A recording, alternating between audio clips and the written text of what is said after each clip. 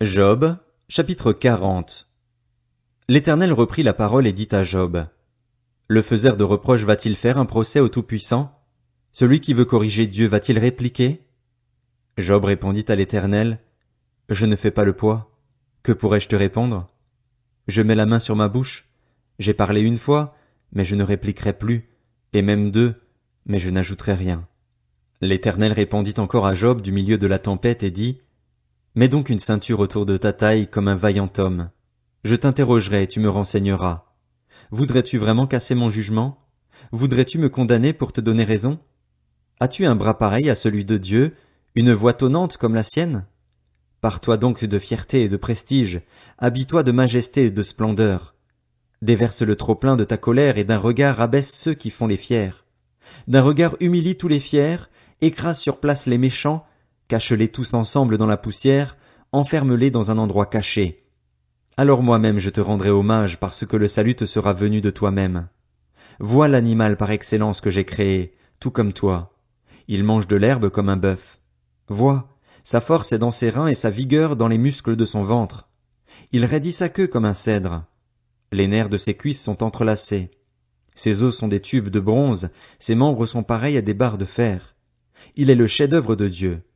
Celui qui l'a fait l'a pourvu d'une épée. Il trouve sa nourriture dans les montagnes, là où jouent toutes les bêtes sauvages. Il se couche sous les lotus, il se cache dans les roseaux et les marécages.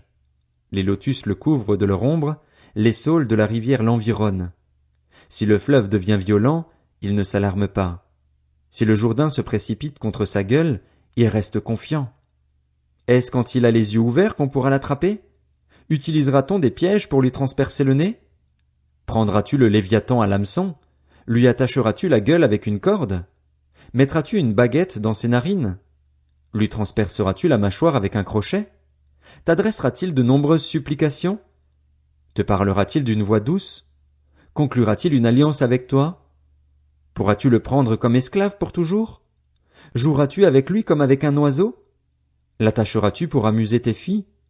Des pêcheurs en feront-ils le commerce? Le partagera-t-on entre marchands? Cribleras-tu sa peau de flèche et sa tête de harpon? Pose la main sur lui. Tu te souviendras ensuite du combat et tu ne recommenceras plus. Job, chapitre 41. Tout espoir de le vaincre est trompeur. À son seul aspect n'est-on pas terrassé? Si personne n'est assez courageux pour l'exciter, qui donc pourrait me résister en face? Qui m'a donné le premier pour que je le paye en retour? Tout ce qui est sous le ciel m'appartient. Je veux encore parler de ses membres, de sa puissance et de la beauté de sa constitution. Qui l'a dépouillé de son habit? Qui pourra pénétrer entre ses mâchoires? Qui a ouvert les portes de sa gueule? Autour de ses dents, c'est la terreur. Ses fiers et puissants boucliers sont étroitement et solidement liés. Ils sont si serrés que l'air ne passe pas entre eux. Collés l'un contre l'autre, ils sont imbriqués, inséparables. Ses éternuements dégagent de la lumière. Ses yeux sont pareils aux paupières de l'aurore. Des flammes jaillissent de sa bouche, des étincelles de feu s'en échappent. Une fumée sort de ses narines, comme d'une marmite qui bout ou d'un chaudron surchauffé. Son souffle allume des charbons, de sa gueule sort une flamme. La force se loge dans son cou. Devant lui on bondit d'épouvante. Les éléments de son corps tiennent solidement ensemble, comme coulés d'une pièce, inébranlables.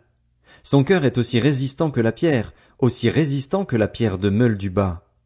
Quand il se lève, les plus puissants ont peur et s'enfuient, affolés. L'approcher avec l'épée est inefficace, tout comme avec la lance, le javelot et la cuirasse. À ses yeux, le fer n'est que de la paille et le bronze du bois pourri. La flèche ne le fait pas fuir, les pierres de la fronde sont des brins de paille pour lui. Il ne voit dans la massue qu'un brin de paille. Il rit au sifflement du javelot. Sous son ventre se trouvent des pointes aiguës, on dirait une herse qu'il traîne sur de la vase. Il fait bouillonner le fond de la mer comme une marmite, il l'agite comme un vase rempli de parfums. Il laisse après lui un sentier lumineux, les flots prennent une teinte blanche. Sur la terre personne n'est son maître. Il a été créé pour n'éprouver aucune peur. Il défie tout ce qui est grand, il est le roi des plus fiers animaux. Job, chapitre 42. Job répondit à l'Éternel. Je reconnais que tout est possible pour toi et que rien ne peut s'opposer à tes projets. Qui est celui qui dissimule mes plans par un manque de savoir? Oui, j'ai parlé, sans les comprendre, de merveilles qui me dépassent et que je ne connais pas. Écoute-moi et je parlerai. Je t'interrogerai et tu me renseigneras. Mon oreille avait entendu parler de toi, mais maintenant mon œil t'a vu. C'est pourquoi je me condamne et je reconnais mes torts sur la poussière et sur la cendre. Après avoir adressé ces paroles à Job, l'Éternel dit à Éliphaz de Théman: Je suis en colère contre toi et contre tes deux amis parce que vous n'avez pas parlé de moi correctement comme l'a fait mon serviteur Job. Prenez maintenant 7 taureaux et 7 béliers, allez trouver mon serviteur Job et offrez un holocauste pour vous. Mon serviteur Job priera pour vous, et c'est parce que j'ai de la considération pour lui que je ne vous traiterai pas conformément à votre folie. En effet, vous n'avez pas parlé de moi correctement comme l'a fait mon serviteur Job.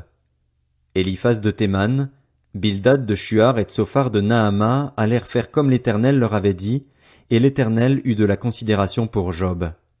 L'Éternel rétablit la situation de Job quand celui-ci eut prié pour ses amis, il lui accorda le double de tout ce qu'il avait possédé.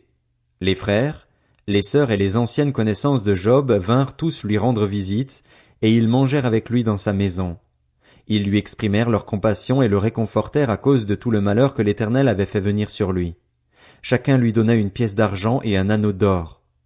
L'Éternel bénit la dernière partie de la vie de Job beaucoup plus que la première. Il posséda 14 000 brebis, 6 000 chameaux, 1000 paires de bœufs et 1000 ânesses. Il eut aussi 7 fils et 3 filles.